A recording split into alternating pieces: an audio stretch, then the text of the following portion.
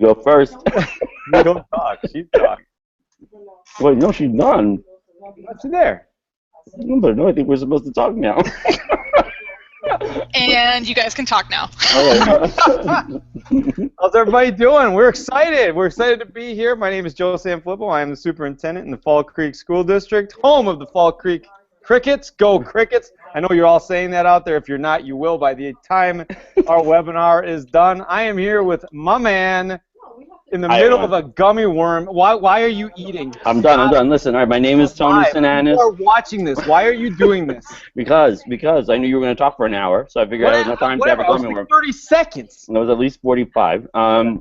My name is Tony Sinanis, and I'm a lead learner at Cantiac Elementary School in Jericho, New York, which is a suburb of New York City.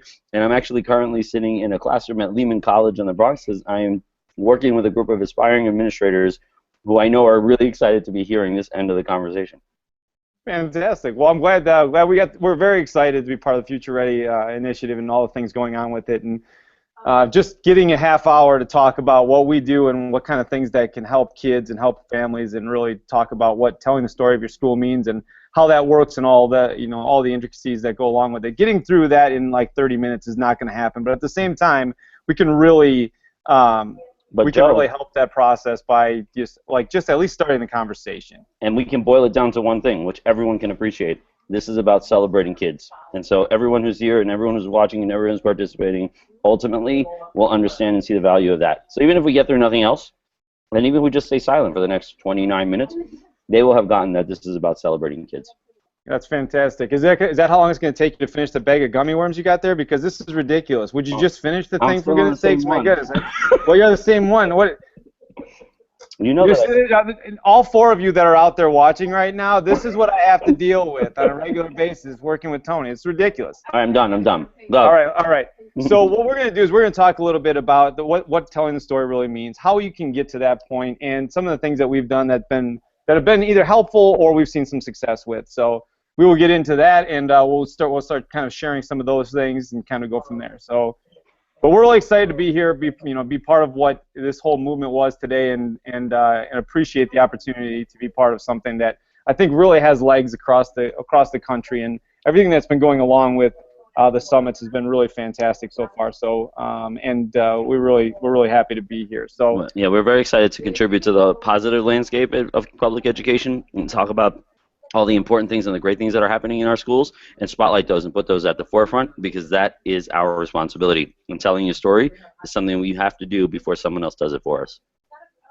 That's fantastic. All right, Tony. So we wanted to thank, like I said, we wanted to thank everybody that's been a part of, and all the sponsors that have been a part of what we've been doing here. And I see the Lead Wild group in there, fantastic group to be part of, and pushing the envelope every time we get a chance to talk. So really fantastic. And Learning Revolution, thank you for setting everything up and moving us forward. And I hope the hashtag's been prevalent today. I've been seeing the Twitter chat. They had a Twitter chat, Tony, at lunch today. It was fantastic. That's awesome. Yeah, it was really, really. Katina Hagen and David Culberhouse were running it, and they did a great job with it. So I couldn't participate because we still have school. We still have kids in school here in New York. You should stop that. You should have a call. Yeah. Anyway, all right, so when we start talking about what telling the story of schools is and why we do it, this is essentially the look that we get on a very regular basis. So when we try to explain who we are and what we do, we get this reaction from people, and it's not always awesome, right? Because it's not a space that we've lived in, right? Right. We are in a space right now that's a service organization, and to think that we are doing things that, to promote what we're doing, that doesn't feel like service to a lot of people. And that's something that we really need to change, because essentially what we're doing right now is we're allowing people that have no affiliation with schools to tell the stories of what our kids are doing. And that's just simply not fair. Right. No, it's absolutely the most important focal point is taking control of that. We do have the knowledge, we do have the information, and so all we need to do is then share it out. And building high levels of transparency in an effort to kind of tell our story is so critical, because it impacts the community on so many different levels. So the reason I started doing this whole thing and telling stories really was not really about service. It turned into that. But what happened in Fall Creek, where I'm the superintendent now, is we had 5 superintendents in 6 years, right? And so I was thinking, well, how am I going to keep my job? And when I was there, the first week I was there, this little guy came up to me, looked at me, dead serious, and said, "What's your name? What do you do here? Where's your hair? my dad's better than you. He's got a really big truck, right? And I'm like, I didn't know what to tell him because, you know, in the absence of knowledge, people tend to make up their own. So Yep. if nobody knows what you're doing in school, then they're going to make up what you're doing in school. If nobody knows what the superintendent does, then they're going to make up what they think the superintendent does. So if if they think you move papers from one side of the desk to the other, then you do based on what they think, and you have to get out of that mindset. And this is Katie. Katie is one of our fourth graders at Caniag. And so, much like Joe, for me, the journey of telling our story started with our kids. Our kids were doing such amazing things at Caniag. They were learning, they were thinking, they were pushing the envelope, they were being creative, they were being innovative. And I felt like the only people that knew that that was happening were the teachers, the people working inside the building, myself, maybe my supervisor if they came by, but we were not getting that story out to the community. And so it became clear to me that if we wanted the community to understand where they were sending their kids, why they were paying real estate taxes at a certain rate, what we were doing in school, then it was our responsibility to put that out there. We couldn't put it on kids to go home and share it. We had to take control of that. We had to tell the story because we understood the whys and the hows behind everything that we did. And so for me, it started with kids, much like Joe, because ultimately when we think about telling stories, it's about the relationships that exist in our space. You can never go wrong if you're telling the story of kids through their lens, because when it comes down to it, that's why we're here. That's why we do what we do, and we all have a story. Mm-hmm. Who doesn't have a story? I mean, your story doesn't look the same as the person right next door to yours. And your story may evolve, and your story should evolve over time. But ultimately, it involves different people in your community. It involves your students. It involves your staff. It involves your families. It involves your colleagues. Everyone is a part of that story, and collectively, when you come together, you celebrate that story, you amplify that story. Well, and what happens is when your story, we talk about it in a couple of different ways. We talk about, everybody's got a story. That story turns into your identity. That identity actually turns into your brand. And when you come down to what your story to identity to brand, you got to figure out, like, how do you get that message to people in less than 30 seconds? If you can figure out a way to get that message across to people in a very short amount of time, now you've got an identity that you can build on. But the identity, when we talk about branding, a lot of people think they get put off by it because they think we're trying to sell something that's not real. That's not the case at all. Your story is your brand. Your story turns into your identity, and your identity is who you are and what you want to promote in the public, right? And the story starts in a lot of different places. So think about this as like the fridge. Okay, so everybody at home, when you were a kid and you did something, anything, it went on the fridge. If I drew a circle on a piece of paper, it would go on the fridge. If every report card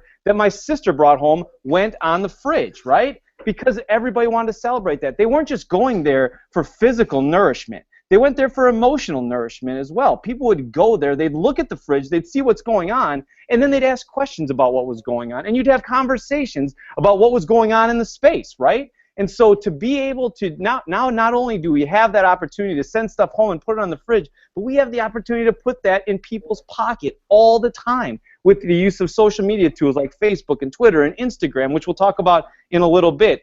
But if you can't figure out, like, what your story is and who you are and what you're doing, now you got to figure out, you got to start there and move forward.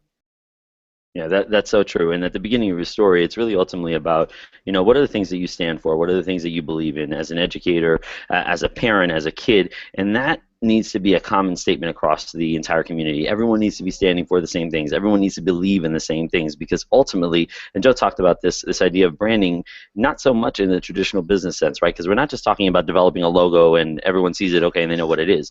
But when you think about a logo or you think about a business, ultimately what it does when you see it and it's been effectively branded, it evokes emotion. It evokes a response. It evokes feelings. And that is what we are going for, because at the root of branding and telling your story, especially in the schools, is this notion of identity, is this idea of culture and relationships and celebrating those things and putting them out there before someone else does. That's right. If you don't tell your story, somebody else will. And if we get out there and try to get out what we're doing and what's really going on with kids, that's not about bragging. That's about telling the real story, because we're allowing people that went to school 15 years ago to sit in a space and have a voice about a school that they no longer attend or have no affiliation with. Right. It's not fair to my second grader who's doing augmented reality stuff. It's not fair to fifth grader who's involved in all kinds of mystery Skype and bringing people in from all over the country. It's not fair to my my soon-to-be high schooler that's doing a lot of stuff with obviously with using digital tools to to create and not just regurgitate information. They're creating content. That's not fair to them because they're working so hard and our teachers are working so hard. And if that story is being told from 15 years ago when they didn't have a good experience, that's a bad thing.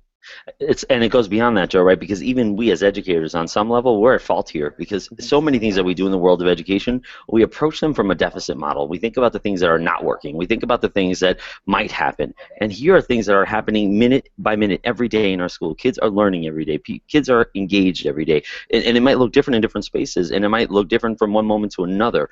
But those things we don't stop to put out there. But when there's a problem or there's an issue or there's a concern, that's the first thing we put out there. And so we need to retrain our minds. We need to retrain our thinking about how we approach sharing what's going on in our school and starting with all the successes, because there are many, and they often get unnoticed, and they don't go told by those of us in the school. Absolutely, because the content. Let's think about that for a second, though. We're talking about like the home-to-school connection. And I think we have to redefine like what that really means in terms of what the space is. It's not our space and their space. We have to try to turn this into the space space where we all gather and move, and we're all moving in the same direction, right? I was telling you a story about the young man. I made the first time that I made a phone call home, right, to when I was new in the district, and I just called home and I was talking to a mom like, hey, I just wanted to tell you that your son did this really cool thing today, and I was really excited, and I just wanted to thank you for having him here, and I'm just so excited that he's here. And she stopped and said, well, but what did he do? And I said, well, he didn't do anything. He just was like, it was really cool that we were laughing and smiling. No. But what did he do? Why are you why is he in trouble? And I said, no, I'm calling you because he was fantastic, and I love having him here. But what did he do? Oh, no. We got to get past that. Right. And again, it's about retraining the way people think outside of the space as well, and flattening the walls and making what happens in the school part of what happens in the community, right? And Joe and we've talked about this notion of before you tell your story, you have to be your story, right? What is it that you believe in? What is it that you think is valuable? What are all the great things that are happening? And when you put those things out there, that builds momentum, and people start to share. So recently we did our kindergarten orientation. We had our incoming kindergartners, right? So I don't know any of these kids. I know them by name because I've seen them, but on a list. I walked into the the lunchroom, and I was picking up a group of kids for their orientation experience, and this little boy ran up to me and was like, oh my God, Tony, and jumped into my arms. I didn't know who he was. He was an incoming kindergartner. I'd never seen him before. Luckily, he had a little name tag on, and I could see his name was Mike, and I was like, Michael, what's going on? How do you know my name? He's like, I watch your video updates every week, and I know your name is Tony, and you're the lead learner. I was like, that's it. Like right there, we have achieved something, because this little boy has already identified with a space that physically he's not a part of, but emotionally he is a part of, and he is so excited to be there before he even steps in the door. He walks in day one with this he's got swag walking in, right? He knows the space. He's been to the space without actually being to the space. So when we do this, we just want to make sure, like logistically, we're asked how we're doing this. Okay, so a couple of things that we want to make sure that you do as you move forward is people have to know your message. You have to make sure you're telling the same message. You're able to share that message through these tools, and you're able to differentiate your space from everybody else's. And if you can do that, now you have an identity. The problem is nobody's doing it, right? Because right now, social media, people are not utilizing those spaces. If you look at these, and Tony, I'm going to do the math for you. Yeah, go, please. Like, if only 19% of people are surveyed on this Blackboard survey are utilizing these tools, that means that there's a whole lot. I won't make you do the math on purpose. Okay? I got it. I'm just telling you. You just got your doctorate, so I don't know if you're ready for this. So 48 plus 32 is 80%. Stop. I'm talking. So there's a lot of people not using this stuff, right? Yeah. We want to make sure that we get these things rolling, and actually the way that we started to do this is cultivate a hashtag. Yes. And you want you to start with your stuff, Tom. So for us, it's pretty simple, because Caniag is the name of our school. Not an easy one to spell, but fortunately not a hashtag that many people use because they don't know how to spell it. So when it came time for us to start telling our story at Caniag, and the main platforms we use are Twitter and Instagram, with some people using Facebook as well, we came to a place where we had talked about what our story was. We had talked about what we believed our brand was, what are the things that we stood for. We did that as a staff. And that was like a few weeks of work. It didn't happen overnight. Once we came to that place, we decided, okay, so how are we going to like crowdsource our information so that even if someone's not following you or me or whoever, they know that they can follow a hashtag. So for us, it became Caniag. And again, a simple thing because it's a school name and one that is not often used. So we agree that every time we share any information through a social media outlet, we are going to include hashtag Caniag. And it has caught fire. I mean, parents email me, they put a hashtag in the email, you know, you rock or whatever, or they tweet us back or they post on Facebook, and that hashtag is spreading. And again, that is about identity. People can identify with that hashtag. Absolutely, and we do the same thing. You know, the whole Go Crickets, this whole thing that we're trying to move forward and get people into these spaces and talk about what we're doing in schools. Go Crickets is not. I mean, we are the Fall Creek Crickets. That in and of itself is unique, right? But Go Crickets and what we put a hashtag with is not unique at all. What I have in my office, I have this little clicker from like 1972. It says Go Crickets on it, right? 1972 is the year. What was like 5 years after you were born, Tony? 1972. Before I was born. Okay, I just didn't know. I thought it was the same. So we have this from 1972, right? And it's just changed now because it's different. We're just using a different medium. People have been saying Go Crickets around here for years and years. Now we just made it a little bit more modern and had people do that in those spaces that they now live. You have to find out where they live. And once you find out where they live, then you're in a much, much better place because you can take all of those things in the space that they already reside and make it theirs as well. So you're going to them. They're not coming to you. You're going to them. And one of the biggest pieces that we talk about is making sure that what you're talking about matches what's actually happening. Tony, go. That's so important. The idea of the brand promise, it has to match the brand experience. And ultimately that goes back to the conversation a few minutes ago where the vision, the statement, the brand has to be consistent across the community. Everyone in the building needs to understand, all right, this is what we do. This is what we believe in. You know, we believe in reading workshops, so we're going to use the workshop model, or we believe in writer's workshop, and so every kid's going to have a writer's notebook, and we're going to do small group instruction, and we're going to start with a mini lesson or whatever. Those things, if you're talking about them and you're saying that those are the things that are happening, that's your brand promise. Well, then you better make sure that it's actually happening in the spaces because that is your brand experience. Kids go home and they talk about the brand experience.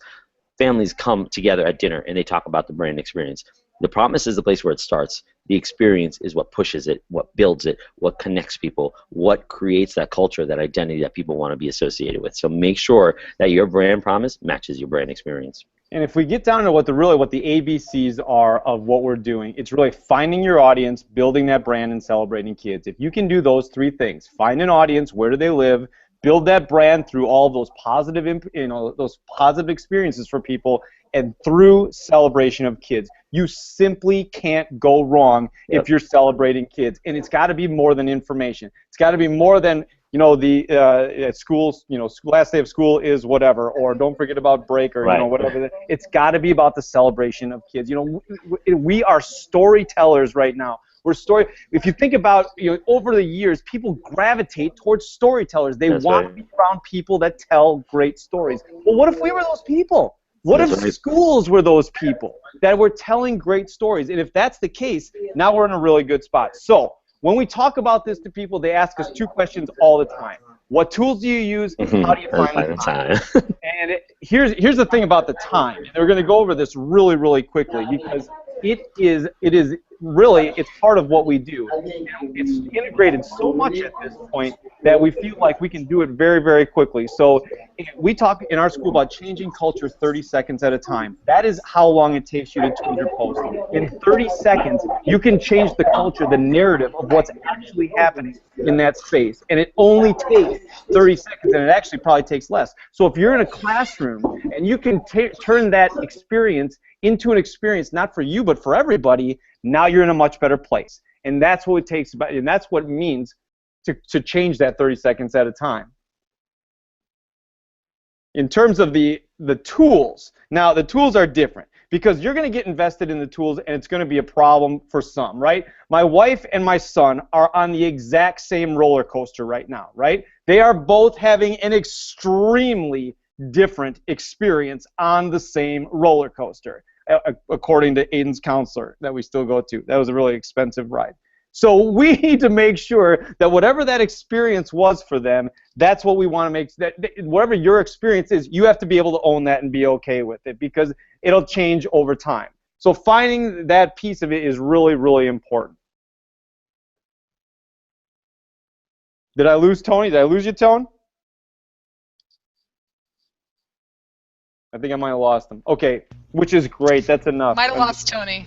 Yeah, that's all right. It's better this way. I'm just kidding. I'm joking. We'll try to get him back. We'll try to get him back. So when you think about like going to that audience or finding that audience, you really got to think about where do your stakeholders live. Our kids live on Instagram. They live on Remind, which is one of the things that we do back and forth for assignments.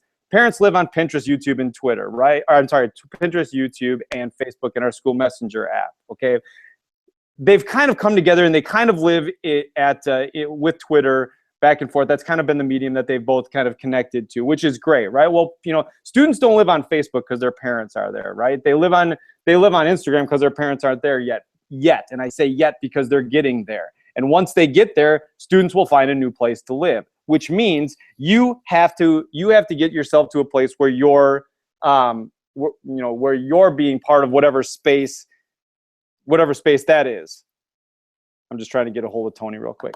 And so it's important to understand that if you find the medium that they're using, it's much more about the process than it is about the medium, because at some point the medium is going to change. The template's going to change. Today's Twitter is going to turn into tomorrow's whatever. So you have to make sure that you're in a space that you're flexible in doing that. Now, the district website's really interesting, right? Because there's a ton of information on the district website. However, can somebody yell out from Cyberworld, all four of you who are watching this right now, who said this quote? I can't wait to go home and look at the district website. The answer is very simple. Nobody in the world has ever said, I can't wait to go home and look at the district website. It simply never happened. It doesn't mean that there's not great stuff there. There is. But at the same time, if you're not going to the space where they are, then you're missing a ton of people, because nobody goes there and just says, I'm just going to go sit down and look at it for a while. So if I was to say I can give you a tool that's going to reach 71% of your families on a regular basis, right? You're probably going to get there. If it's Twitter, it's a whole different issue too, because we can find it. That's where we found our space here. For me, I use a school account and my personal account. Tony uses one account together, and I think we got him back, right? You back, Tony? I'm back. Sorry, we lost our Wi-Fi here. It was the best 3 minutes of the webinar, actually. So that's what I heard. That's what reports. So we have, you have to live in the space that they're at, but we use Facebook and Twitter to get there, right? Now, Tony, we're talking about the tools and utilizing the tools. The question becomes, why bother? Why do we need to use these tools? Go. I think the reality is that it accelerates everything. So instead of trying to type it out in an email or print a pretty that get home 3 weeks after everything happens, it accelerates it. So it makes the information current, it makes the information relevant, and it gives family an entry point with their kids. So when your kid comes home from dinner, you don't try to pry into what they did and rewrite math or whatever. You have that information, and you can ask the question. So here's this, or you're exploring that. It takes that and makes it dynamic. It takes it and makes it relevant, and it lets people build their relationships. And again, to the school community in a totally different way. And for me, it is totally Twitter as a primary resource for telling story. A huge role this year, thanks to Joe, because he taught me about Instagram, and so I've been using that a lot more this year. And our kids are really present on Instagram, so that's been fun for them to like tag themselves in pictures and stuff like that. And then for the families that are not connected with social media, we use Storify. At the end of the week, I pull all the tweets and all the Instagram posts and all the Facebook posts where we feature the hashtag Candy Egg, put them all together in a Storify, email that link out to the families, and everyone gets to see it, no matter where they're connected or not. Exactly right, Tony. So, we want you to remember the ABCs. The audience, build your brand, and celebrate kids. But we more often than not, or if you're going to take one thing away from this whole webinar, it's that you never give up the opportunity to say something great about your school. It's really important that we all understand that the story that we tell is we have control over that story. And if we keep the mindset of never giving up the opportunity to say something great about what we do, then we're in a much different place. Yeah, and ultimately, it is our responsibility. We'll talk about time and finding the time to do it, because I know people ask me, how do you get all those tweets out? What are you doing all that? I don't understand when you get done. That has to be my primary responsibility. I'm in classrooms, I'm talking to kids, I'm talking to teachers, I'm capturing those moments. And when I sit down, like I did in the last couple of weeks, to write end-of-the-year evaluations, they were so much easier to write because I had seen so many things. I was doing my work while I was telling that story. We were celebrating kids while we were building community and identity and contributing to the culture in a positive way. I was doing all my administrative work. I might not have checked my emails, might not have checked phone calls in that moment, but I get to that as well. But during the day, that visibility is huge. That transparency is huge.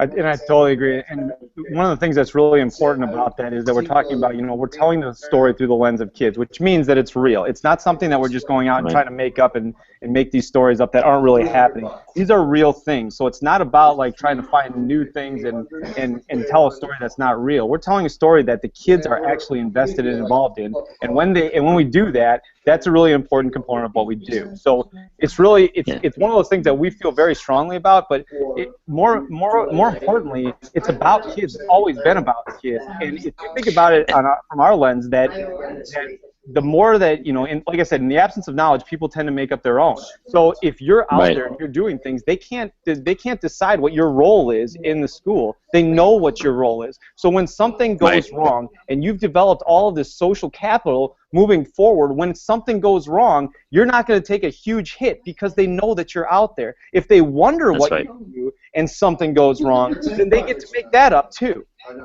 Yeah, and ultimately it is. And I can tell you, Joe, you know that we love to do our video updates every week at Canny. Our kids love that. They live for that opportunity to be a part of the process. And they're the ones that get to decide what gets spotlighted. What is it that you want to share? I don't tell them. They decide. They come to me and they tell me. Each week they get pumped and they go home and they talk about it. We get hundreds of views on a video, which is so much more current and relevant than a paper newsletter could ever be because it's coming from our kids' mouths. They are deciding what the story is. Yeah. And John, I know I'm checking out the chat, and John asked a question about well, how is it different? How is telling your story different than marketing, right? And it's a great question, John, because it's actually one that we get very often. And I don't view it as marketing because we're not selling anything. We're just talking about the story. We're telling the story. We're trying to do right by our kids.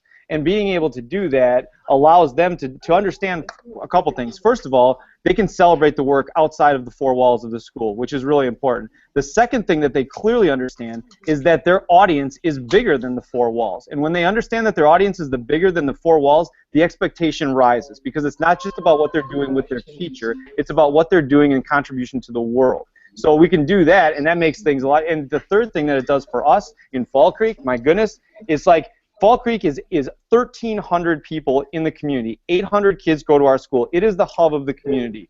Everything that we do in Fall Creek goes through the school. And so to develop this sense of community, you walk into our school. You walk in our school as a kindergartner, as a 4K student, you are a cricket. You walk across the stage, you are a cricket. Everything in between there, you celebrate what Fall Creek is and what it has to offer. And to take that and move that from just the school to the community is a huge, huge win.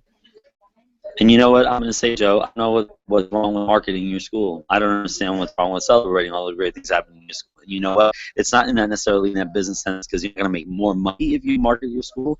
But why are we going to let people put stories out there? I know here in New York, newspapers, media, social media, they love to jump on all negative stories. When that one teacher decides to do something inappropriate with a student, or that other teacher decides to show up for work, or whatever, they jump all over that. So they're not marketing us positively. So why wouldn't we take it on ourselves to market ourselves, not in some advertisement way? Actually, what's happening? It's all over reality. It's not so much marketing something that's not existing. Yeah.